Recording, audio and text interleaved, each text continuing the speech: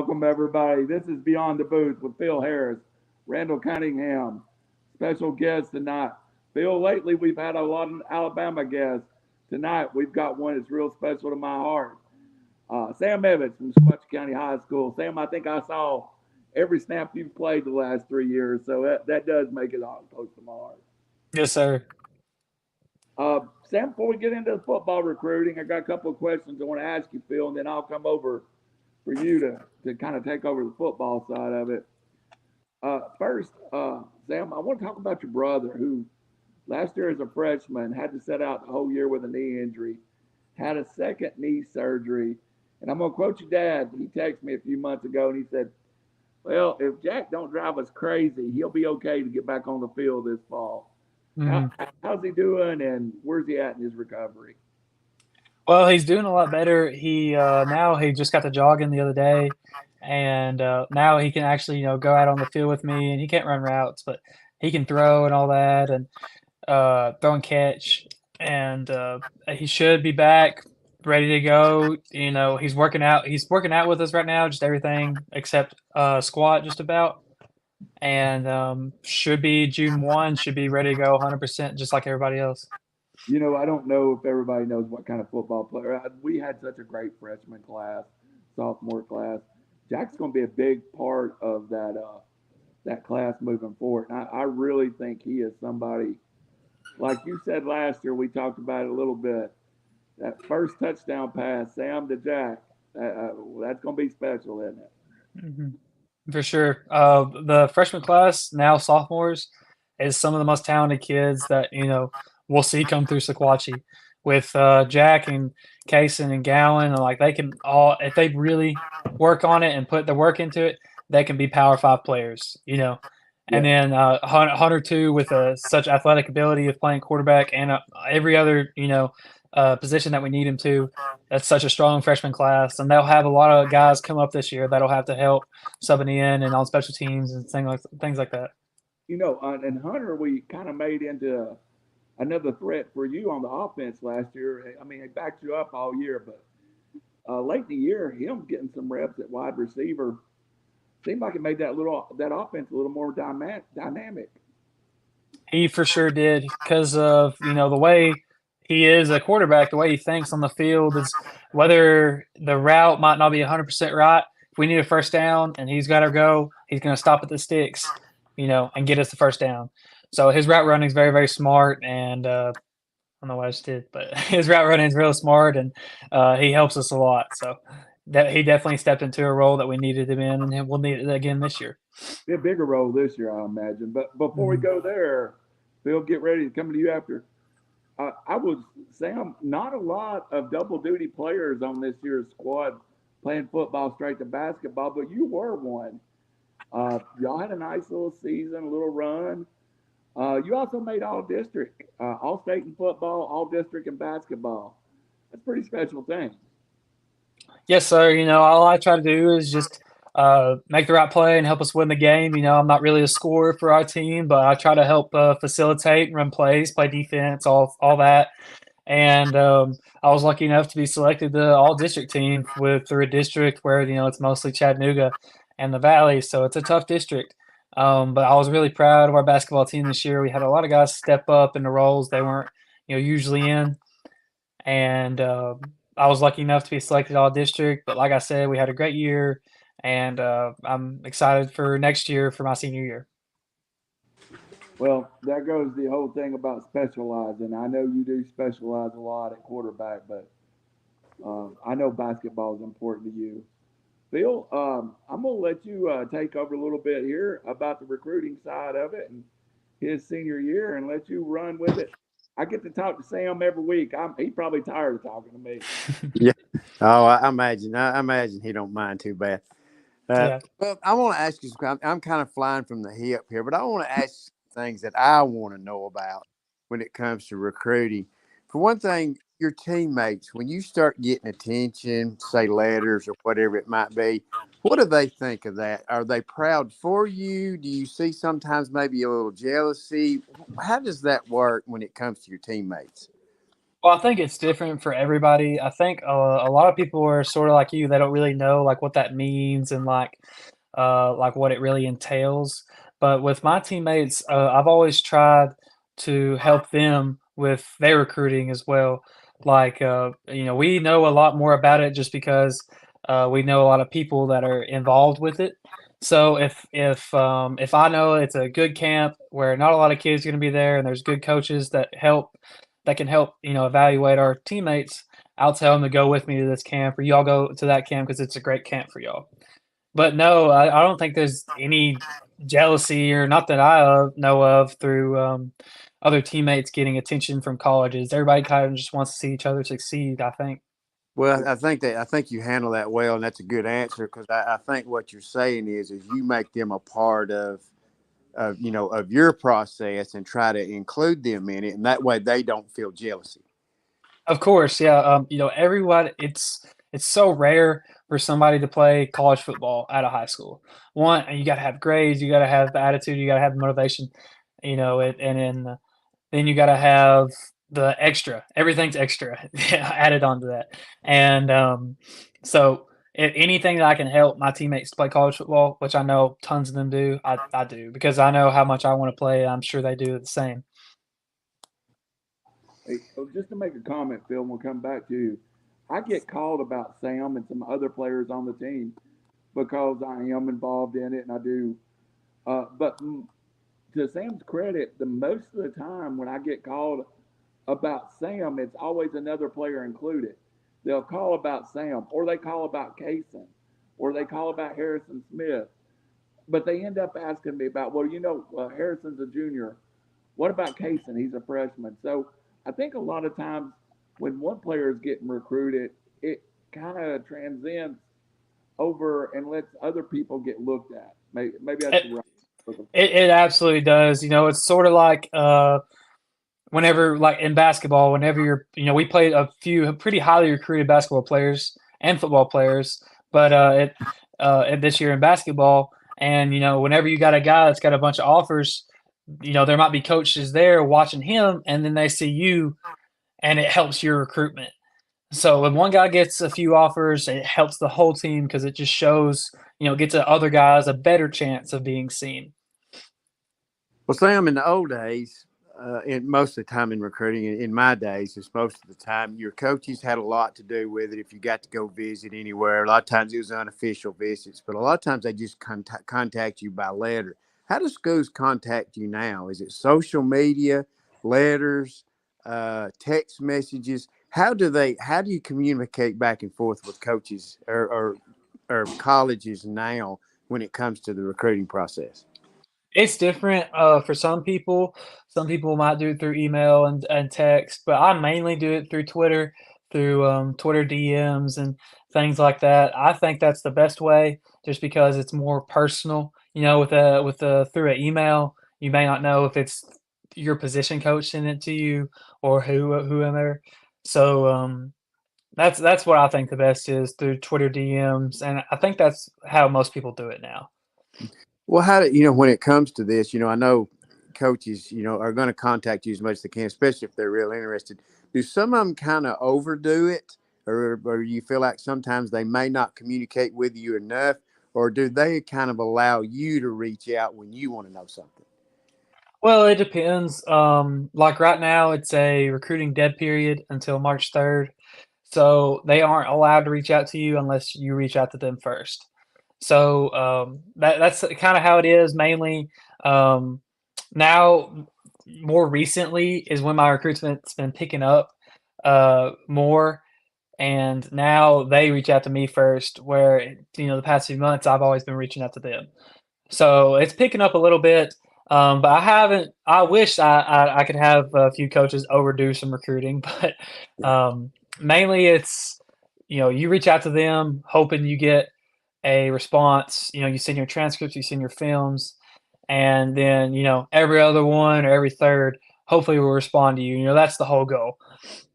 Yeah, of course, they're trying to narrow things down a little bit. And of course, they don't want to bother you. They know you're busy. Like if a football recruiter knows you're playing basketball, you've got school going on. and you've got your leisure time. So I'm sure they don't want to get in the way of that unless you ask for it, I guess. Oh yeah, that's all. I've definitely any recruitment I'll take right now for sure. Yeah. Well, it's great to learn stuff like that. I mean, what you're talking about is in the dead period. Now, you say you can contact them, but they can't contact you. But what if you wanted to go on, say, an unofficial visit and it's the dead period? Are you allowed to do that? I don't think so. Because um, I have an unofficial visit at UNA, University of Northern Alabama, March 9th. So that's the first weekend out of the dead period. So I don't think you can have visits during them because if they could have, they would have had it earlier, the visit. But I think you have to wait till after the dead period. Yeah. So, of course, it gives them time off, too. And I think you'll It enjoy going does. to UNA. Back in my high school day, I went over there and visited, and we went and saw them play Troy State one time. And it's a great place. So, I think you'll like it when you go visit. But tell us some of the places you're planning on going to visit. Have you got several recruiting trips lined up, and how many can you take? I think you can take for unofficial, you can take as many as you want, I Mm. believe. And I'm not 100% sure yet. We've got to get all the schedule laid out.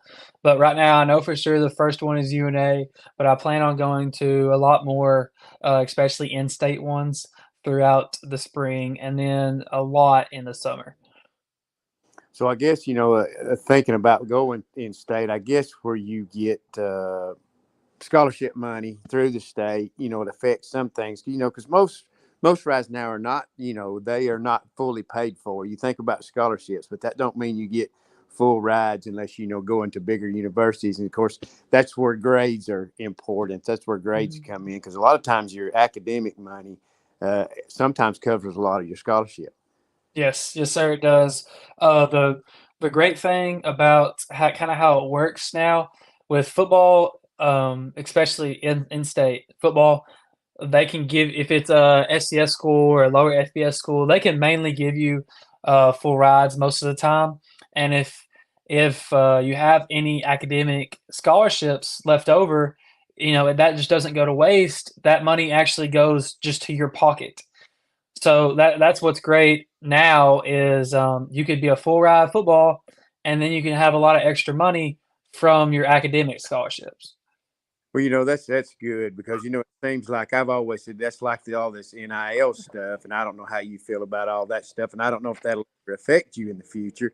But the thing is more often than not, to me, football players and athletes at the college level have been a slave to the system. You get meal money, you get to eat, you got to go to school, you have academics, and you have all those things. But it seems like there's not a lot of extracurricular time where you can do things like have a job, go out and have a little money in your pocket to spend. The old times of college, that seems like that's the way it was. But I think things have opened up where actually athletes can enjoy college life just like every other student can, because used to they were very limited on what they could do. Well, yeah, now, with NIL, I think it's obviously there's pros and cons to everything, but I feel like it's been really good for college football because now you see guys staying for their fourth and fifth years when used to they would take a chance and go to the NFL when now they can stay and make pretty good money. And so it's given more athletes longer chances to stay at schools and everything. Like you look at the Tennessee basketball team right now, every guy on that team is 26 years old. Yeah. They've been there forever, and now they actually have that choice because they can stay and make a little bit of money in NIL rather than taking a chance and going undrafted in the NFL or NBA. So Yeah. I think it's pretty good for the sport. Hopefully I have the opportunity one day to be offered some NIL money, um, but yeah, especially now with NIL money and extra scholarships and stuff like that, student athletes definitely don't have to focus on school and jobs and sports now. Mainly they can focus on school and sports, which is definitely a lot better for the athletes. Yeah, that's a good point. You know, and also now when you go to a school, you're not locked in. You can always transfer and go somewhere because a lot of times you'll go somewhere and you don't really fit in. Mhm. The academic part of it maybe is not what you thought it was, and and your field of study sometimes changes. So those are factors that are involved in case you want to go to another school and you are not locked in and be miserable your 4 years of college when every kid wants to get on the field naturally. And sometimes, players make a choice and it's just not a fit. Mhm. Well, the transfer portal, just like NIL, has tons of pros and cons. I think one of the biggest pros is a guy that goes to a smaller school and balls out can transfer and not have to sit out a year and go to a bigger school and be a star there. Like the Missouri running back from this year, I can't remember his name, but he was at some little like D3, D2 Missouri school and balled out and then went to Missouri and had like 3 touchdowns against Ohio State in the Cotton Bowl. So like it does have so many pros and cons to it, especially one of the cons is people transferring out before they play in their bowl game. I don't think that's really right. I think you should finish out the season and rather than do that. But yeah, it is, I don't know if that will affect me or not. I feel like the school I'm going to choose, I'll probably stay there for 4 to 5 years, but who knows what the situation will bring. Maybe the transfer portal will help me. I'm not sure. Coach, I know you're looking at the athletic part of it, a lot of it, but what does your future hold as far as if you got something you want to do academically? Do you have something that you're interested in going into? And that's got to be a factor in what school you choose. It absolutely is. That's what me and my dad always talk about is would we go to this school if we didn't love the football program? You got to think of the school first. And I'm going to be in sports med is what I'm going to major in. And then I'm planning on getting my bachelor's in 3 and then having to get my master's at 2, whether that be at the same school for all 5 years or transfer out after I get my bachelor's, But that's the plan for sure is to absolutely stay at the same school for 3 years and get my bachelor's and then go get my master's in med somewhere else or stay there. Yeah, well, that's good. That's a good plan because, of course, that's going to affect what school you choose. Well, Sam, I know, Sequatchie County football, y'all play very good competition. Sometimes you'll see players at your level, they'll play against competition. You don't really know how good that player is. But I can tell you this, the teams y'all play, because week in and week out, y'all don't have any easy games. There's no easy games on your schedule, but that makes you better as a player and it makes your teammates better. That's all Coach Mack talked about when he got here is we're going to play to win in November. We don't care about winning in September and October. Everyone can schedule easy teams and do that, but we have to play a hard strength of schedule in order to where that's going to prepare us for November. And I think this year we ended up playing like 4 or 5 undefeated teams or something like that. Yeah. And they ended up going to the playoffs, and I think 3 went to the semi and 2 went to the quarter, and Pitt, they won the state championship. So we played a very hard schedule, and I love it though. I love competition. Why would you? I'd much rather win a game by 1 that's hard fought the whole game than win by 60. That's always how I felt. Let me ask a question here, Phil. And it's back to the playoffs.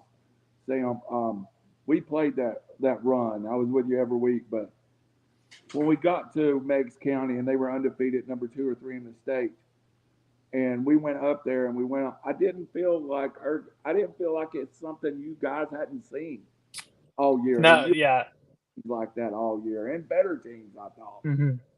I think we definitely did. This is no disrespect to Meigs, but we definitely played better teams, and we played better against better teams, to be honest with you. I feel like that game we were injured with so many people.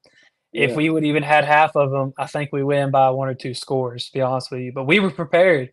We were playing with, on defense, 4 or 5 backups, and I don't know, I can't remember what the final score was, but I know it was a dogfight the whole game. And I think all our players agree with me in saying, we want to play the best teams, so we'll be prepared for the best teams in November and December. Played our third and fourth tailback majority Yeah. of the game. Mm-hmm. So sorry, Phil. I just wanted to bring that up. Oh, that's fine. Anything you want to ask? Because I don't know a whole lot of the questions to ask, but I want to ask you this. I got goosebumps when I started talking about that game. Just to be honest with you. Oh yeah, Yeah. that's fine. That's what it's about. Well, Sam, if I'm a young kid or a young player, younger than you or even your age, and I'm looking to get recruited, what is some advice you can give young players? Do they need to go to their coaches? Is there more to it than that? What are some of the things you can give them advice on to get recruited? You have to do it yourself. You can't just think the coaches are going to come to you. Unless you're a big time player, you have to go out there and do it yourself. You have to go to camps. You have to work the Twitter game. You have to message every coach you can and hope just one responds. It's not like how it was 80s or 90s or whatever, where you just send out a VHS tape to a coach that and hope that he likes you.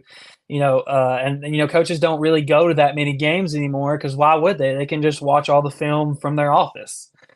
So you really have to work on your film, make sure your film's good. You have to message as many coaches as you can, and you have to go to as many camps as you can, because there's so many kids out there. You have to make yourself stand apart a little bit, and you definitely have to be the first to reach out. And getting help from your head coach should absolutely help. Coach Mack has definitely helped me. But that's just what I think, and you definitely have to be the first one to go and reach out. Well, that's some great advice. Of course, grades are very important. You got to always have those grades, because that gives you a second look. But, it's kind of like the way what me and Randy does is what you're basically talking about is you have to build relationships. And as you do, you'll get to know more people, and you know how to talk, because a lot of times you can talk your way into to a scholarship. If you get to know somebody, if they get to where they like you, they're going to lean on you a little bit more, especially if you're a good communicator. And sometimes when you're a good communicator, that means you're coachable on the field, and coaches like that. For sure. That's all life is about in general, is who has the best relationships, and that's what all we're trying to do right now is hopefully find, 5 or 10 coaches that we really like their school, and we have a good relationship with them. So that way we can have a chance to play at their school. Well, when it comes down to it, I wish you the best. I know you're going to go through a long recruiting process, and of course, it'll get a little bigger and a little bigger. Especially as you grow as an individual. In this offseason, you should hear a lot. But of course, it's going to be important to be on a good football team this fall, because it's always good to have that publicity. And of course, that's like you're talking about, is have a good relationship with your teammates, because they can make or break you. For sure. Football is really the only sport where all 11 guys have to do their job. And if they don't do it right, then the play doesn't work. Offense, defense, special teams, it's the best team sport in the world.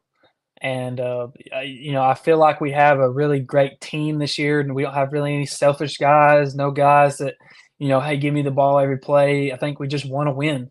It's all we want to do is just win. Well, Sam, does the coaching staff you play for, do they constantly challenge you? Yes.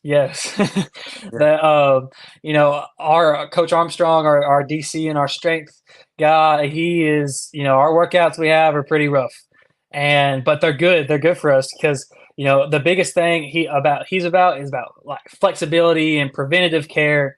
So that way, if your muscles are strong enough, they're not going to tear as easily in the games and stuff. So we do tough workouts, but they're definitely worth it. I know my freshman year, we had a really bad problem with cramping on the field and everything. And I know since my sophomore and last year, I don't think we had hardly any. And that's because of how good Coach Armstrong's workout programs are and the diet he puts us on.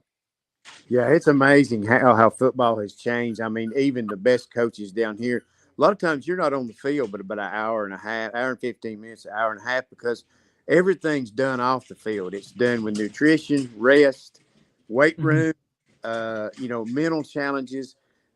On the field is not as important anymore as it is off the field, preparing yourself for football practice. Oh, I completely agree. In a season, I'm always, getting there early, stretching and staying late, stretching. And then I always do a lot of preventative care with ice and everything. One of the best things in the world is cryotherapy. I don't know if either of you've ever done it, but there's a great place in Chattanooga that I go to 2 or 3 times a week just to keep myself taken care of and healthy, so that way I don't get hurt as easy on the field. And it works great. I've been lucky enough to where I haven't been able to miss any games so far in my career. So it's been great. Well, I want to ask you one more question, and I'll turn it back over to Randy. How important is your family, your mother, your dad, your supporting cast to the success you have? Behind every football player, a good football player, is usually a good supporting cast. How important are your parents to you? I would not be able to do any of this without them at all. My dad, he prepares everything and plans out everything with trips that we go on for recruiting and camps and everything like that. And then he helps me write out my post on Twitter and finds me the right guys to message and stuff like that. And then my mom's always my biggest support system. Whether she wants to have anything to talk about, I can talk about it with her. She's always been supportive. And then of course, all my family, they want me to succeed, so they do whatever they can to help me succeed. And especially my brother Jack, he's been catching footballs for me for 5-6 years now, when maybe he didn't feel like it that day, but I did, so he had to come with me. So everybody makes sacrifices for me to succeed, and I'm very, very lucky to have a family that really supports me. Well, Sam, I wish you the best. I hope. Of course, I'm tied up on Friday nights down here with the scoreboard. I don't get to go to many games, but maybe there'll be a time I can come see you once again this fall, because I sure would like to see how much you've grown over where I saw you last, during the Jamboree season. So I wish you the best. I hope everything goes well for you, and God bless you, and go Indians, of course. Yes, sir. And nice to meet you. Jack, it's always been a part of your story, and I think your dad too. You brought it up just a little bit, but it's a very community, family driven team over there. I think some of your coaches take a personal interest in your life. Tell me what it's like playing at a small town school like that, and how, I know it because I hear it and I'm part of it, but you really do become inside that bubble very people a lot of attention put on you. Well, I would not honestly would not want to play anywhere other than here. We have the best facilities and the best public campus about in the state. And my family's helped a lot with that. My dad's president of the quarterback club, and my mom is on the board there too. And that whether it's helping with pregame meals or ordering us new hoodies or buses or whatever, they've helped a lot with that, and we've been really lucky to have that with them. And but the small town football is just as great as everybody claims it to be. I would not want to play anywhere else with 6,000 kids in one school and stuff like that. I love it here, and I would not want to play anywhere else. Bill, they're building us a new press box here in the next couple of years, and I told them the bathroom needs to be named after me. I didn't care what they named else. Bathroom would be the Well, Randall Cunningham. you fit it. Hey, you fit in good with an outhouse. That's for sure. That'd be the perfect spot for me. Sam, you were talking about cryotherapy a little bit. We had a big scare last year. I mean, I would have bet money you were going to miss some games. On the road over at where we were at, Watertown, Fayetteville. And your knee, the lack of a better word, popped in, popped out. Mm-hmm. And do you credit a little bit that to the cryotherapy? Absolutely. If I wouldn't have being stretching it so much and icing for preventative, and it would have been a lot worse situation. But it did. I got sacked and it dislocated, and then when I stretched it out, it popped back in, and obviously it was very, very painful. And but all I did the whole weekend was just stretch, ice, walk, you know, try to get anything where I could to get it back normal. And I think in about Giles is when I had to stop wearing a knee brace where I felt 100%. But yeah, I mean, things like that happen, and you just got to play through it. We play community next week, and thankfully, I only had to play the first quarter of that game, so that helped a lot too. Um, but yeah, I agree with you. It definitely was a scare. I couldn't really put any weight on it that whole night, but it definitely felt a lot better in the morning, and I definitely credit that to all the preventative care and stretching I do. I don't know if you moved from the time you went down till you got on the bus coming home. Uh, Yeah. Everybody's help. So, tell me a little bit about Coach Phillips' role in your recruiting. He is. I credit about 99% of how I throw the football to Reese.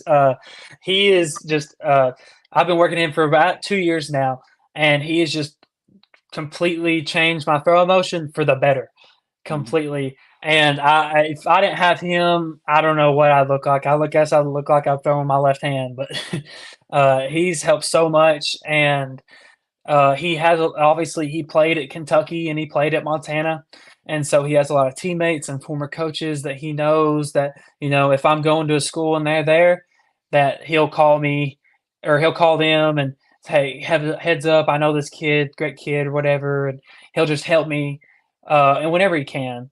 And all that's QB Country's big in that. They post all their guys all the time on Twitter, throwing and whether they had a good day or something like that, and it's been really, really good for me. I don't know where I'd be without QB Country. Well, the same, we just had a friend of our son recruited to kick through Aaron Melody, former UT kicker, who was his mentor and his private coach. Camps and private coaches really do open a lot of doors for you. I highly, highly suggest private coaches for I get any position, but especially quarterback. It's such don't just get out there and throw it anymore. It's an art. It really is. It's all about mechanics, and you know, you have to get your mechanics almost perfect because in the game, all you're going to do is go back to bad habits. So you got to make your bad habits where you're still doing your good mechanics and not getting too low, getting too high, and it does help so much. And that's what we're really focusing on right now in the off season is anytime you can get your mechanics better, the ball looks better, it has more power on it, and that's really what we're focused on right now. But yeah, I highly suggest private coaches because he's helped me so much. And obviously the football staff, they can do as much as they want, but they're not specialized in teaching people how to throw a football. So without him, I don't know where I'd be. It's definitely great having a private coach. One more question about your recruiting. We'll kind of wrap that up. I know your offers are kind of all over the place right now. Well, I don't know if it's the offers, but your actually all over the place right now, from local FBS schools to maybe some of the elite private schools of the Ivy League Mhm. type places. Is is there something intriguing about playing in the Ivy League? I mean, yeah, obviously. I mean, these schools have been around for 300 years, and that if you get a degree from Dartmouth, Harvard, Yale, you can get any job you want anywhere, right? And so obviously that's very intriguing. But regardless of whatever school I go to, whether it's in state or in New York or California, um, it just has to be the best fit for football, school, and regardless of whether I was going to school there, how nice it is to live there. So those three things are the biggest factors. But yeah, it's obviously very, very intriguing to be recruited by Ivy League schools. Right now, I've been in contact with Cornell, Dartmouth, and Yale. So, but it's very, very intriguing. Oh, and Penn. Um, but it's very intriguing. And if it's the best fit, then I might end up there. But who knows what the best fit is right now? So that's what we're really trying to figure out. Is there anything when you're talking about? I want to go back to Jarrett Versus, the kid from Florida State that was recruited by Albany. He was a 5'11 defensive end that obviously matured and ended up being a 6'3 defensive end at Florida State. Is there part of this transfer portal that makes you think, well, I'm going to mature as I go through my process, or there's always that exception? It's really not the beginning, the ending point anymore with the transfer portal. No, no, sir. And like I said, it could be definitely be part of my college football path. I don't know, just based off the school. Maybe I love it, and no matter what opportunities I have, I'll stay there. Or maybe, I'll have a bigger opportunity to play at a bigger school where maybe it has some NIL in it and go somewhere like that.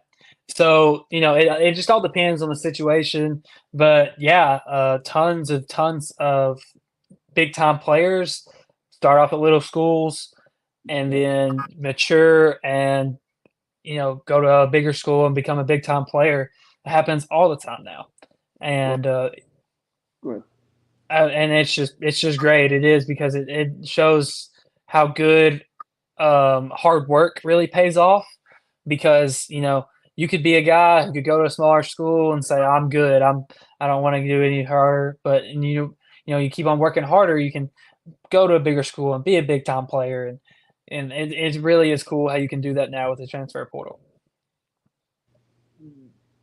Your sophomore to junior year was a real maturing part of your story. I remember watching you at Marion County when you got your first few snaps at the varsity, and your body from that person to the person who took the first team snaps against Bledsoe County week 1 last year. Uh, what did you grow in that period, and where are you at right now? Well, I'd say from Jasper, my sophomore to Bledsoe, I was probably 6'2", 160, like right at it. Yeah. And at Bledsoe, I was 6'3", 175, like 178. And now I'm 6'3", about 185. And the goal is, now that basketball is over, the goal is to be at 200 before the season starts. Do you think your body would feel natural at 200? You're not too big, and you'd still feel athletic.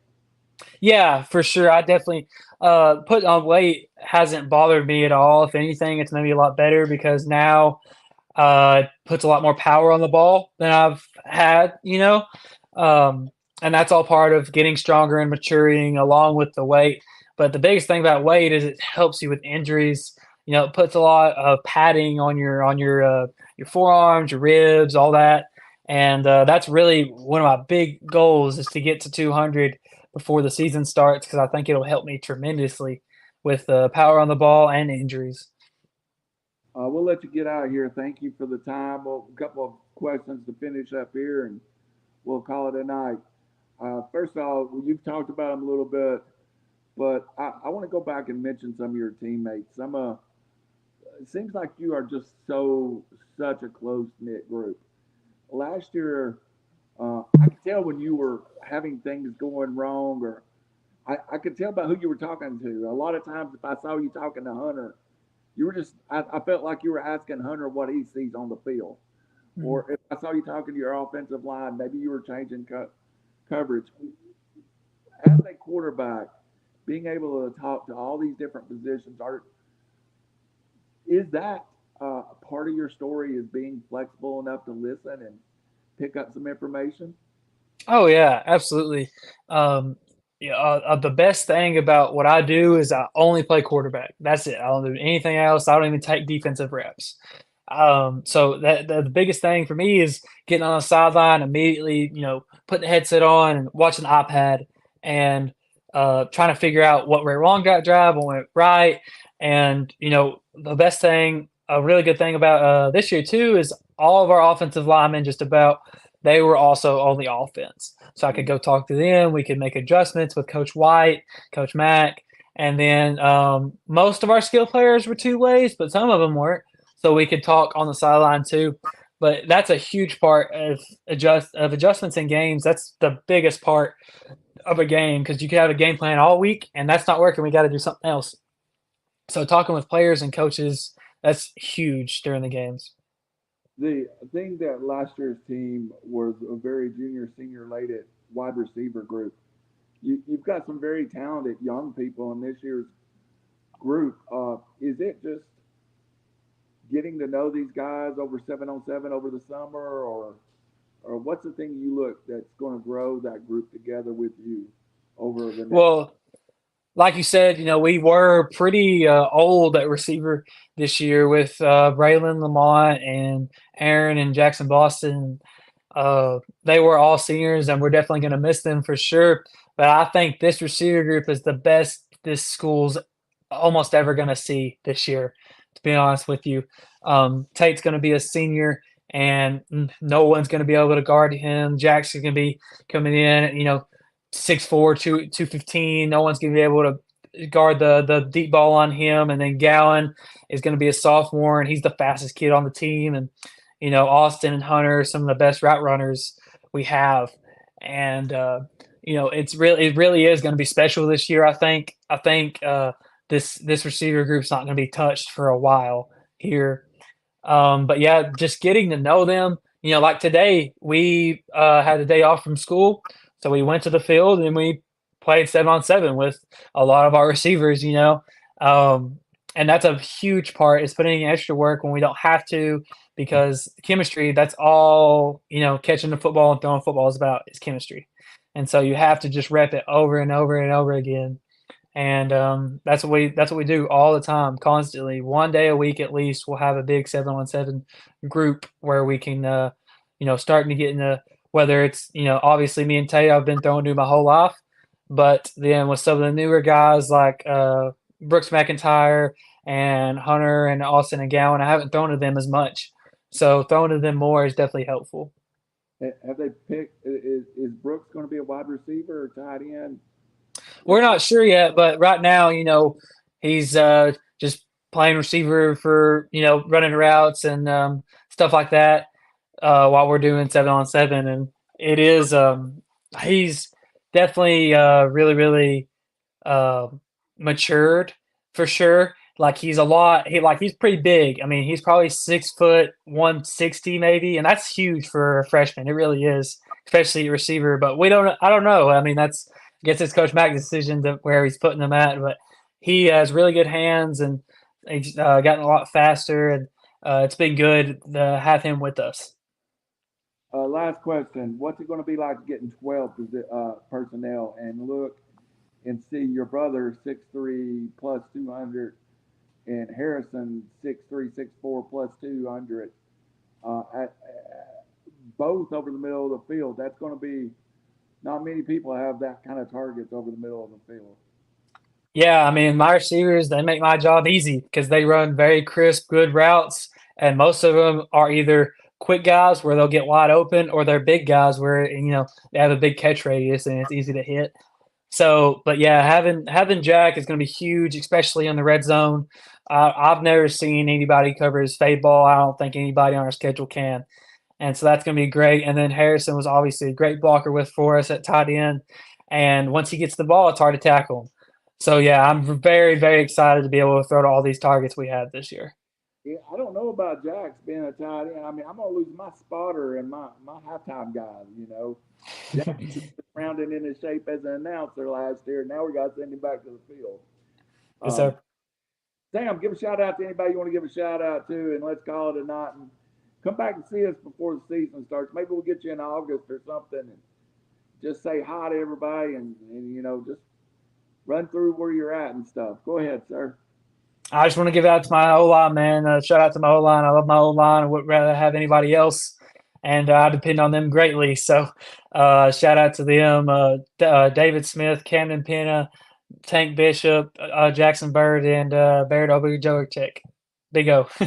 It was got hurt last year just in those exchanges, and it was a real different feel. That Kane, um, I guess he would probably been the only center that you had started with since junior high, wasn't he? Well, he was mainly, and then Jackson Bird, who came in for us, he was our center sometimes too in middle school, and I think he did a great job stepping in for sure because we desperately needed him.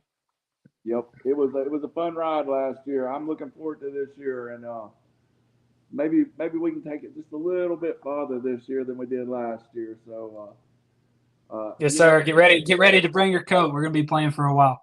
yeah, I want to play when the grass is brown. That's what I told your dad last year.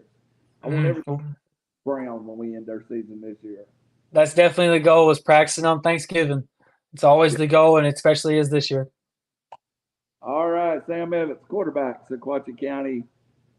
Always a pleasure. And you know what, Sam? It'd be a lie for me not to sit here and tell my part of this. I always told your dad there's never going to be a kid graduate from Sequatchie County High School that's not ready for the media side of it. So, well, as long as I'm doing my job, y'all will be ready. So, for Sam Evitts, for Sequatchie County football, Coach Mack, the whole group, get out on Friday night, watch this group together. I appreciate it, and we will see you next week on Beyond the Booth. Yes, sir. Thank you for having me. Thank you, Sam.